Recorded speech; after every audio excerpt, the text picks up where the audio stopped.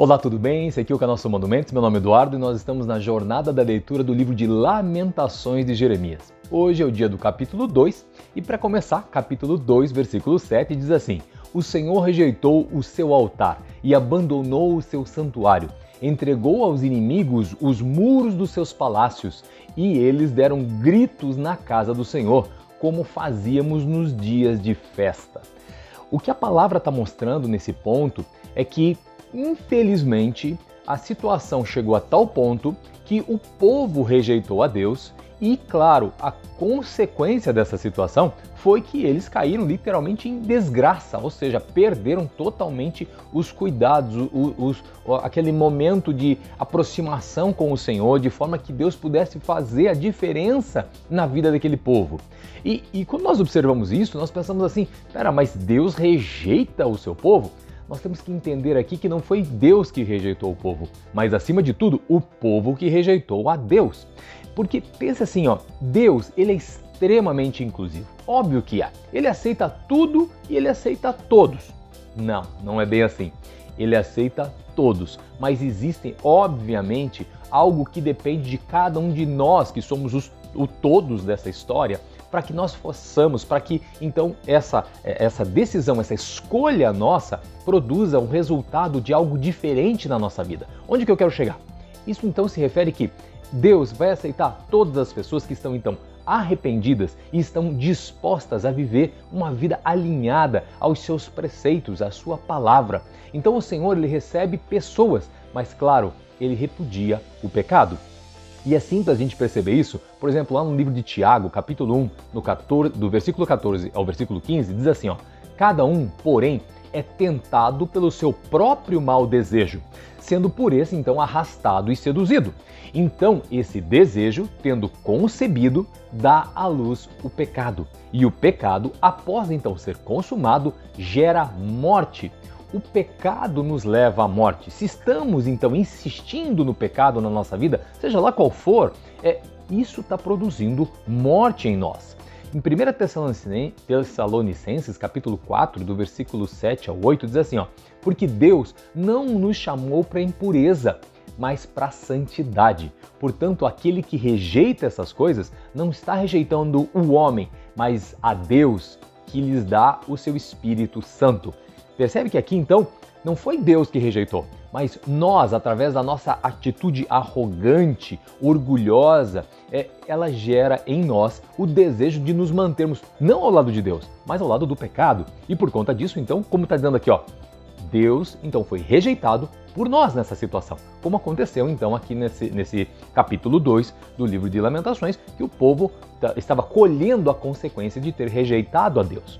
Observe que lá no primeiro livro de João, no capítulo 1, do versículo 8 ao 9, diz assim, se afirmarmos que estamos sem pecado, nós enganamos a nós mesmos, e a verdade não está mais em nós. Se confessarmos os nossos pecados, então ele é fiel e justo para nos perdoar todos os pecados e nos purificar de toda a injustiça. Por isso, então, nós precisamos passar pelo processo de nos reconhecer, nos enxergar na situação de pecadores e, por conta disso, confessar os nossos pecados e nos achegarmos, então, a Deus, porque o Senhor está disposto a nos receber em todo momento, assim como Ele estava também naquele momento para receber aquele povo, mas o coração endurecido não permitiu a eles, assim como muitas vezes não permite a nós também. Veja aqui em Romanos, capítulo 6, versículo 22, diz assim, mas agora que vocês foram libertados do pecado e se tornaram, então, escravos de Deus, o fruto que vão colher leva à santidade e o seu fim é a vida eterna. É interessante às vezes nós olharmos aqui, puxa, mas escravos de Deus, mas nesse contexto aqui é no sentido de nós estarmos entregues única e exclusivamente ao Senhor. Agora eu pergunto para você, se tivesse que escolher, é melhor ser escravo do quê? Do pecado ou de Deus? Olha que loucura, porque o pecado então leva à morte. Ser escravo desse senhor pecado vai literalmente nos matar psicológica, física e, claro, espiritualmente. E não é só aqui, não é só nessa terra, mas é pela eternidade.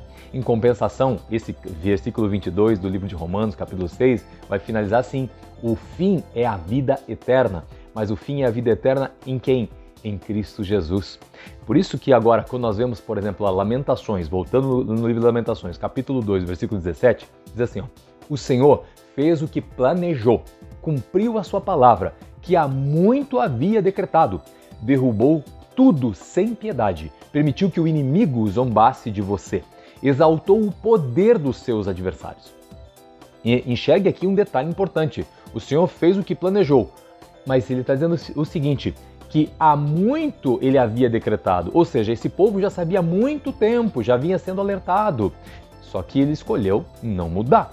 Por isso que no Salmos 98, versículo 9, diz assim, cantem diante do Senhor, porque ele vem julgar a terra, julgará o mundo com justiça e os povos com retidão.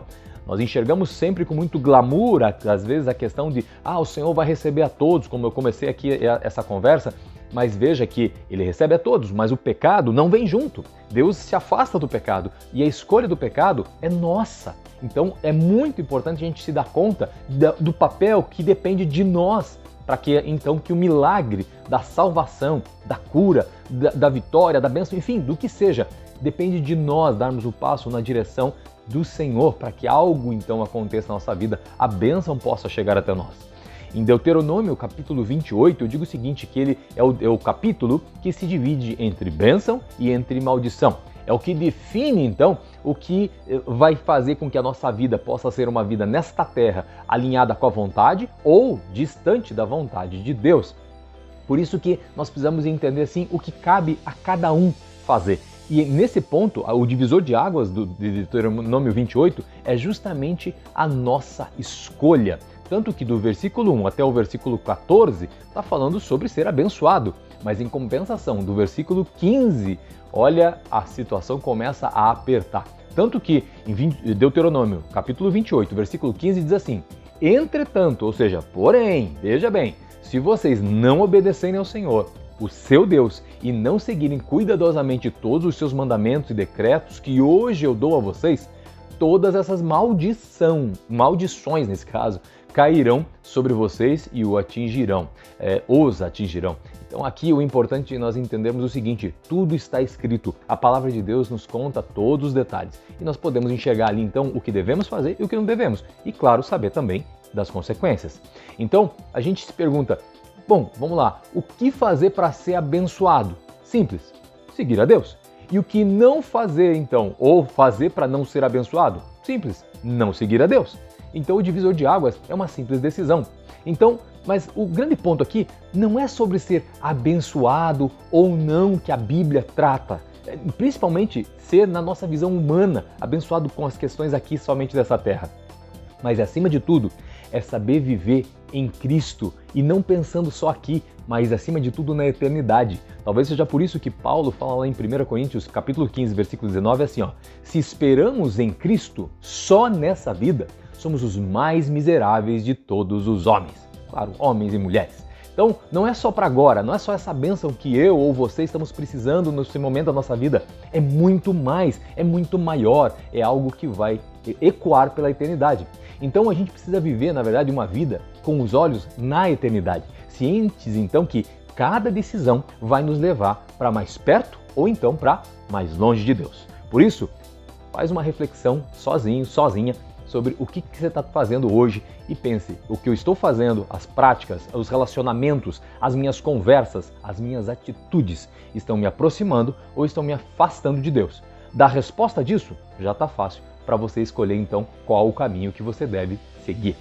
Claro, sempre, siga Jesus e não tem erro, a eternidade te espera ao lado da Trindade. Por isso, nesse dia, Deus abençoe você, Deus abençoe sua família. Sempre leia a Bíblia e se liberte. Compartilhe essa palavra para abençoar alguém também. Até o próximo, se Deus quiser. Tchau!